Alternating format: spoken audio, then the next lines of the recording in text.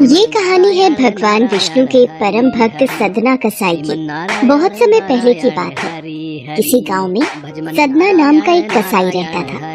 वो बहुत ईमानदार था। भले ही पेशे से वो एक कसाई था और मांस बेचता था, पर उसके मुख पर सदैव भगवान विष्णु का ही नाम रहता था और वह भगवान विष्णु के नाम कीर्तन में मस्त रहता था।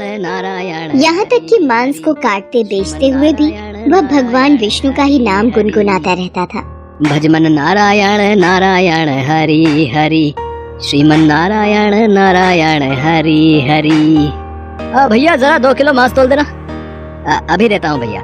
जय श्री हरि, जय श्री हरि। कैसा कसाई है? मांस बेचता है और भगवान का नाम जपता है। तुम आज देख रहे हो, मैं तो कई वर्षों से इस कसाई को भगवान का नाम जपते हुए मांस बेचते हुए देख रहा हूँ।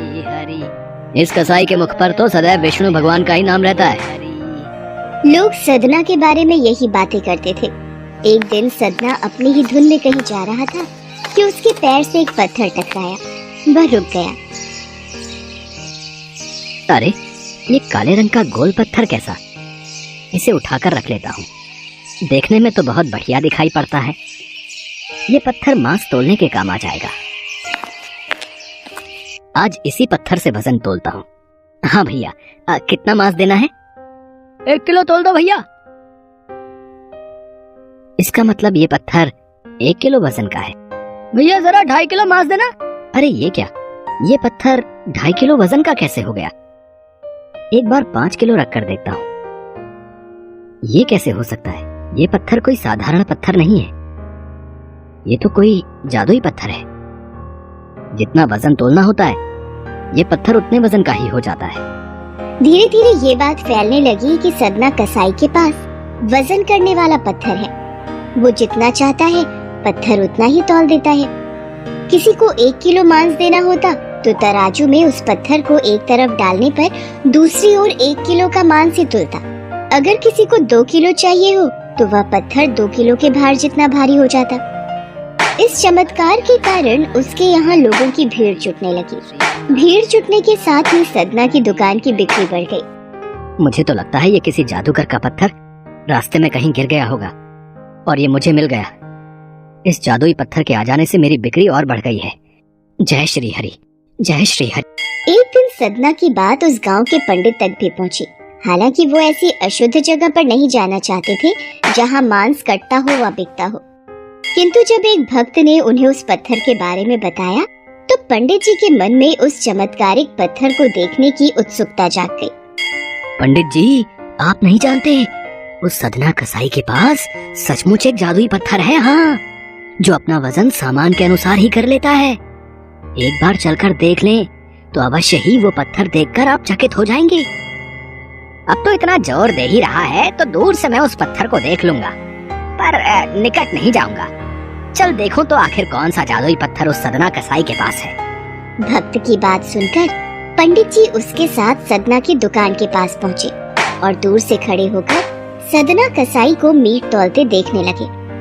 उन्होंने देखा कि कैसे वह पत्थर हर प्रकार के वजन को बराबर तौल रहा था। वो ध्यान से उस पत्थर पर दूर से नजरें गड़ाए रहे।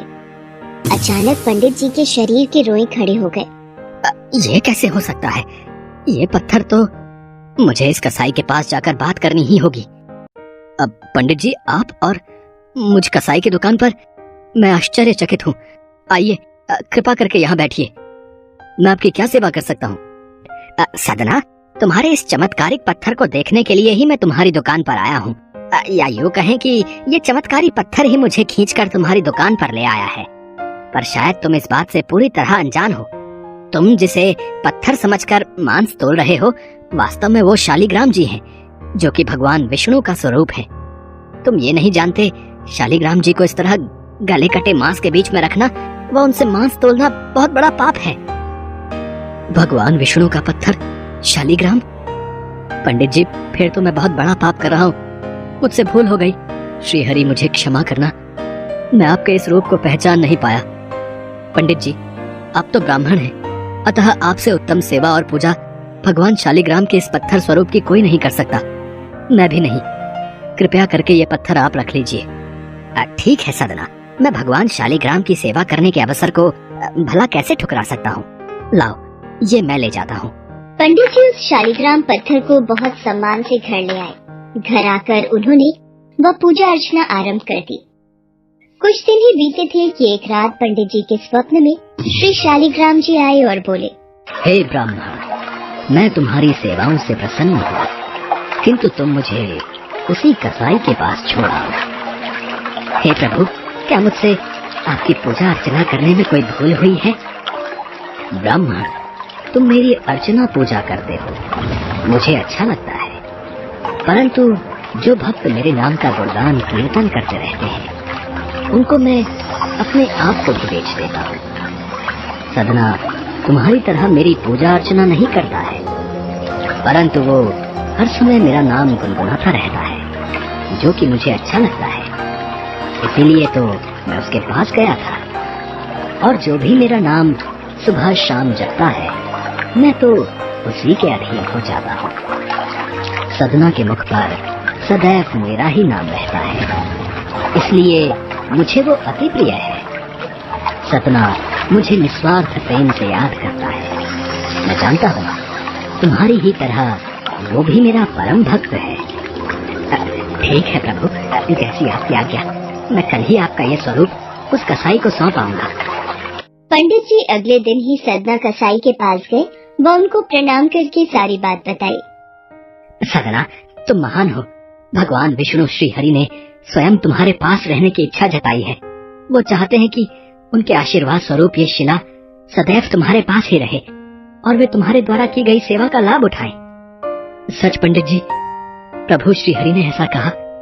वो मुझ कसाई के पास रहना चाहते हैं। यदि प्रभु मेरे पास इस दुकान पर, जहाँ मैं मांस बेचता हूँ, रह सकते हैं, तो मैं क्यों उनके लिए अपना सर्वस्व छोड़कर उनकी भक्ति में नहीं लग सकता? मैं आपसे मांस नहीं बेचूंगा। मैं अपने श्री हरि विष्णु भगवान की भक्ति में लीन रहूंगा। मेरा आज से यही नियम है, भगवान श्री हरि की भक्ति करना। पंडित जी ने श्री शालिग्राम जी को सदना को सौंप दिया। सदना कसाई की आंखों में आंसू आ गए। मन ही मन उसने मांस बेचने के कार्य को छोड़ देने का विचार और निश्चय किया कि यदि मेरे ठाकुर को कीर्तन पसंद है तो मैं अधिक से अधिक समय नाम कीर्तन ही करूंगा। आगे चलकर सदना कसाई भगवान विष्णु के परम भक्त कहलाए और उनकी कीर्ति व नाम चारों दिशाओं में विख्यात हो गया।